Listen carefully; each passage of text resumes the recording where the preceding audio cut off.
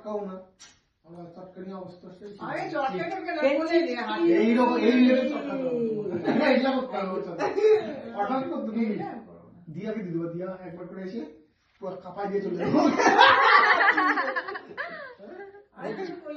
জোরে জোরে হাসে, তোমার हार्टबीट खूब সেদিনকে দিয়ার কাছে মাটি করে কিনে দিই। तेजी से चले, झुटक झुटक झुटक झुटक झुटक झुटक झुटक চলে